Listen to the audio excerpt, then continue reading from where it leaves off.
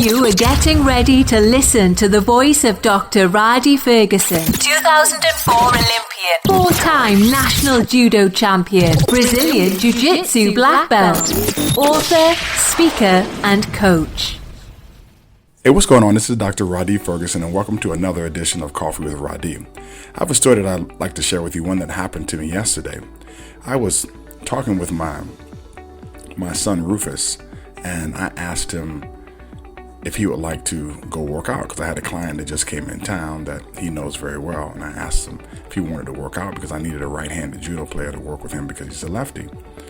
Rufus said, well, I don't think I can come right now, Daddy, because I'm hanging out with my friends. I got some friends over the house that I'm playing with.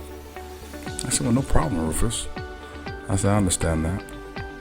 You know, Rufus right now is in a situation where he is the unfortunate, and I say unfortunate because it's not how I grew up, nor what I wanted in my life, but the product of divorce. So we had a product of divorce. You know, he's in one house 1 week and then another house the next week. And it takes some time to kind of get used to that. But the awesome thing and the new thing, and sometimes the thing that's not so awesome and not so good, is that he has these newfound freedoms and ability to make some decisions for himself, which aren't necessarily the best decisions, but are great decisions because they provide good quality lessons. I don't have any problem with them because they are things and parameters that I no longer have control over, that I no longer can massage and engineer the way that I would want to, but they're good for me too because I get a way to communicate with him differently and understand there are different strategies in order to teach, in order to provide lessons, and in order to give him some what we call higher level order thinking. So what I did was I asked Rufus, I said, well, how would you like to make $250 during this training session? He said, I think I can make $250. He said, I think I can get free for $250.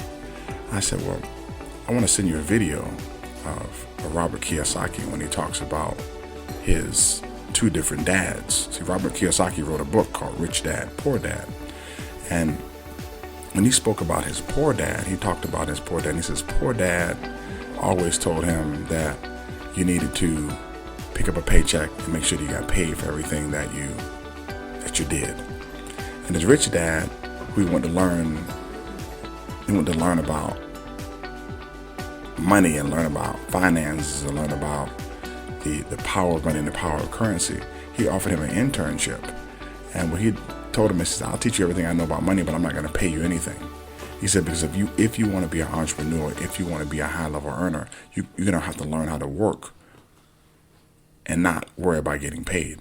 And I can tell you, as an entrepreneur, man, when you sit down and you write books and you make, back in the day when I made DVDs or when I make my online courses, or you make products that are going to be sold later, you don't get paid for those things. You do those things because you have passion about them.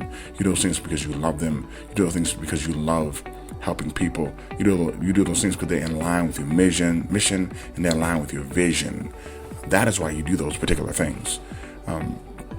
If you do those things just because you are motivated by money, then the people who provide you with money have control over you, and you know better than an employee.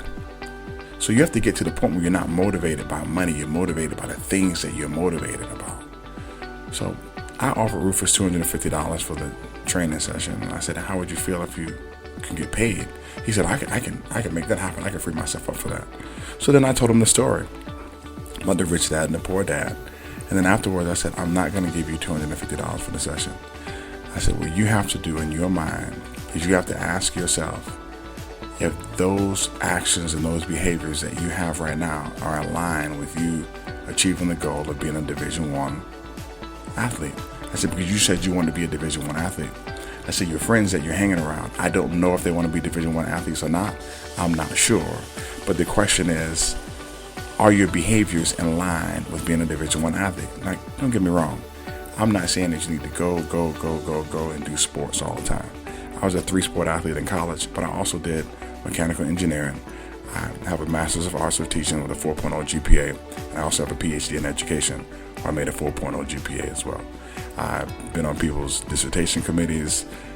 I'm an editorial reviewer for a couple of journals. So I am really big on academics and academic pursuits. I'm really big on having balance in your life and understand that there are times when things need to be imbalanced, because you have to give everything that you're doing 100%, and that provides you with some balance. But you also have to take inventory and stock of the decisions that you make and the people that you're around, and all those things in line with your mission and your vision in terms of your overall achievement and the goals that you want. So I had that particular talk with Rufus, and I sent him the video for him to watch it. He replied back, "Thank you." At the end of the day, I am his dad. He sees me as his dad. He does not see me as a world-class coach, a strength and conditioning coach, a trainer that is highly sought after. He just sees me as dad, and that's cool, and that's how he should see me. There are opportunities for him that he forgoes, and he doesn't know that he forgoes, because familiarity in some form or fashion always is going to breed a little bit of contempt. And I just want to make it readily available for him in the forefront of his mind the next time he has to make a decision, that he can choose whatever he will like, but just know what you're choosing. I said, don't get upset and don't cry when you get into tough spots, or tough matches, or tough situations, and you don't have the tools that you need in order to get out. I said, because your friends who are in the stands watching you, they'll be disappointed. I said, but the person who looks at you in the mirror, I said, that person will feel like they've been robbed. I said, because you haven't given that person the opportunity to excel, because you didn't make the decision for that.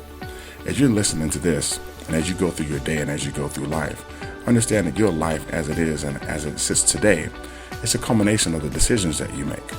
You can choose and you can make different decisions for your life, and you can have different in your life. Just understand this. As you do the FFC exercise, as you take inventory of your friends, as you take inventory of your family, and as you take inventory of your circle of influence, ask yourself if those people who are around you, are they in line with your personal mission, with your personal vision, and with your personal goals? And you won't know that until you write out your mission statement, until you write out your vision statement, and until you go over your particular desired goals. As you go into the new year, don't go into the new year thinking that you're going to make your New Year's resolution in January. Your New Year's resolution is similar to what we have in track and field, like the exchange zone or the fly zone, meaning when the stick of 2019 comes into the zone, you need to start running first so that it could be a quality exchange in the zone so that you can move on with your life in 2020.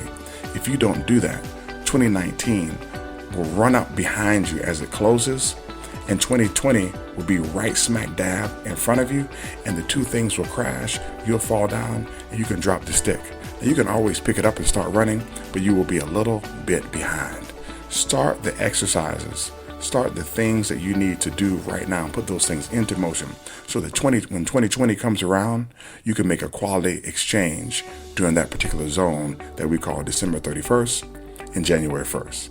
This is Dr. Rhadi Ferguson. Have a super fantastic day. And remember, I love you, but God loves you best. And please do me a favor and stop by www.coffeewithrhadi.com and pick up the best-selling book, Coffee with Rhadi, today. Take care.